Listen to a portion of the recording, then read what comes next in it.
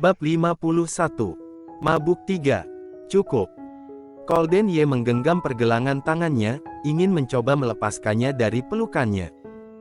Siapa yang tahu Clairsen tidak mengikutinya, tetapi semakin mendekat maju, kamu belum menjawabku.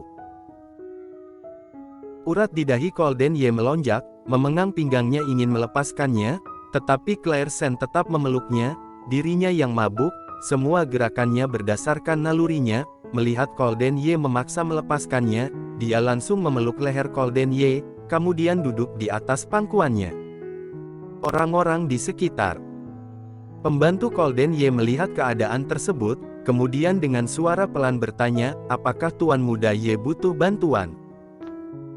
Setelah suara menghilang, mereka berdua berjalan menghampirinya, ingin menggenggam lengan Clairsen yang putih. Colden Ye melihatnya, kemudian tatapannya menjadi tajam, mundur.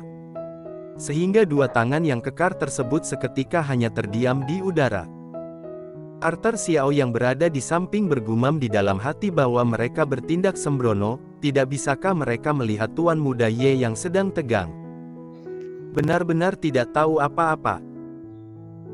Sekarang Colden Ye sedang berada dalam kondisi yang kesulitan, Clairsen duduk di dalam pelukannya, kedua tangannya juga memeluk lehernya, aroma yang manis dari tubuhnya layaknya sutra dengan lembut mengelilinginya, dengan terampil mengikat aura Colden Ye yang dingin dan kuat, kemudian bergabung menjadi satu. Tangan Colden Ye yang besar mencubit pinggangnya yang ramping, sauranya terdengar serak, kenapa ingin tahu?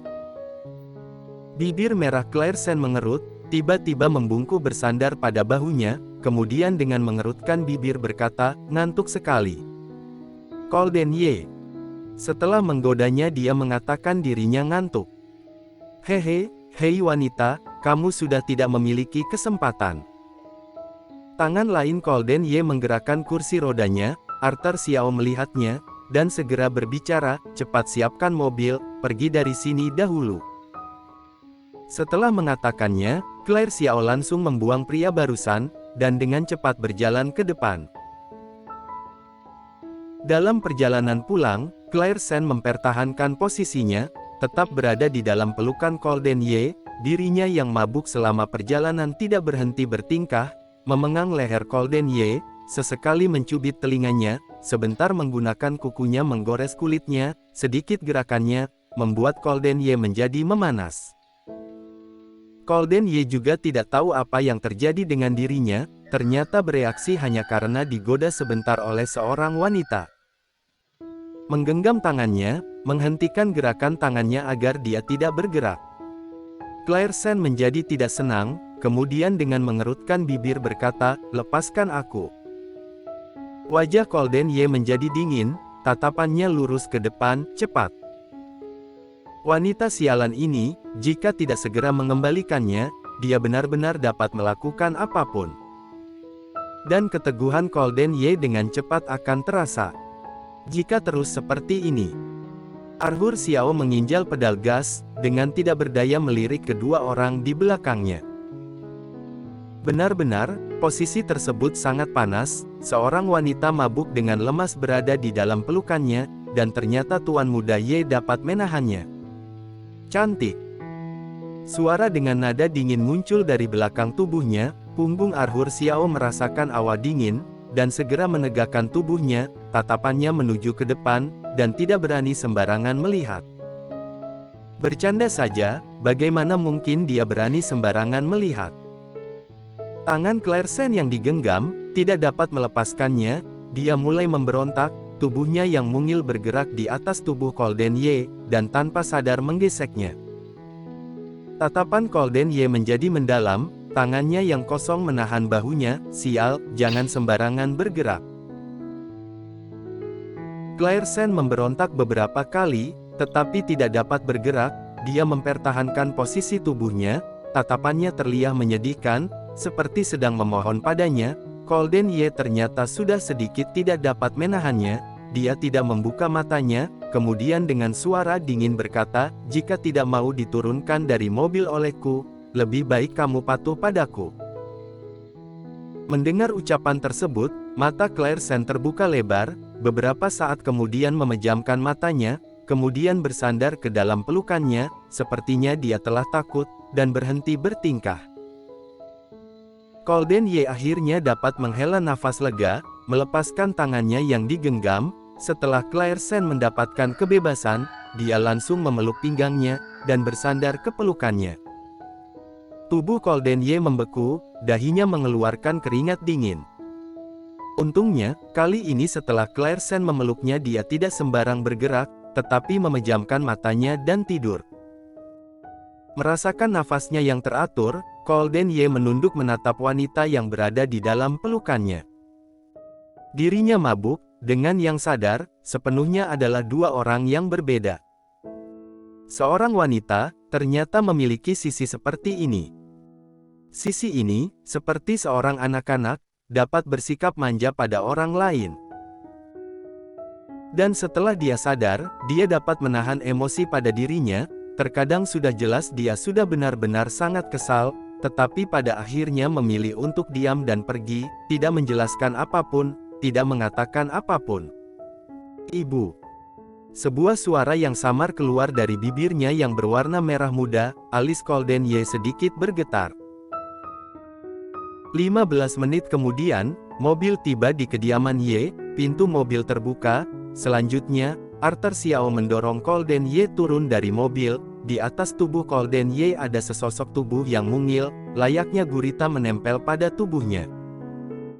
Pelayan yang menjaga di depan pintu melihat kejadian ini, tanpa sadar membesarkan matanya. Apa yang terjadi ini? Nyonya muda kedua ternyata. Dengan anggun bergantung pada tubuh Golden Ye, dan Golden Ye ternyata tidak menyingkirkannya. Bukankah tuan muda kedua pernah mengatakan bahwa tidak suka dengan nyonya muda kedua? Kenapa tiba-tiba? Para pelayan saling bertatapan, sepertinya pelayan wanita yang langsung dipecat karena mengusik nyonya muda kedua, sudah memiliki penjelasannya. Saat ingin masuk ke dalam lift, muncul sebuah suara. Golden. Langkah Arthur Xiao berhenti, menoleh dan melihat Davin Ye sedang berjalan menghampirinya. Dia baru berhenti setelah tiba di depan mereka. Tatapan Davin Ye tertuju pada tubuh Claire Sen. Claire Sen, kenapa? Golden Ye Deng berwajah datar, dan nada yang dingin. Seperti yang kamu lihat. Davin Ye menikung aroma alkohol yang kenal, dan tidak dapat menahannya lalu mengangkat bibirnya. Adik minum alkohol. Davin Ye mendengarnya dan berjalan ke depan. Golden, kakimu tidak baik, kakak akan membantumu. Setelah mengatakannya, dia mengulurkan kedua tangannya ingin mengangkat Claire Sen dari tubuh Golden Ye, tetapi saat tangannya masih belum menyentuh Claire Sen, Golden Ye mengangkat tangannya dan langsung menghentikan tangannya, dengan tatapan dingin menatapnya. Kakak sudah bermaksud baik, aku bisa melakukannya sendiri.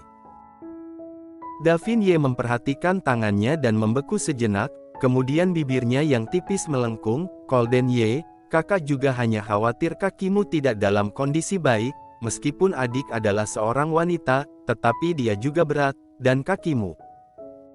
Dia adalah istriku, tidak perlu orang lain membantunya.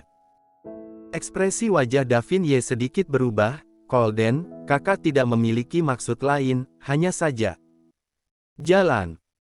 Arthur Xiao sangat canggung, tetapi dia mendengarkan perintah Golden Ye, kemudian mengangguk dan masuk ke dalam lift. Setelah sedikit getaran, Claire Sen terbangun, kemudian membuka matanya. Saat ingin mengangkat kepalanya ditahan oleh Golden Ye ke dadanya, kemudian mengarah ke dalam pelukannya sendiri. Gerakan ini sepertinya tidak disadari. Karena, dia tidak ingin Claire yang sedang mabuk terlihat oleh Davin Ye. Wanita yang sedang mabuk ini. Biarkan dia sendiri yang melihatnya. Setelah Claire Sen ditahan dalam pelukannya, dia merasa tidak nyaman dan memberontak. Ding! Pintu lift tertutup, Golden Ye melepaskan tangannya, Claire Sen mendapatkan kebebasan. Saat dia sedang ingin berbicara, tiba-tiba pandangannya menjadi hitam, kemudian bibirnya tercium. Bersambung.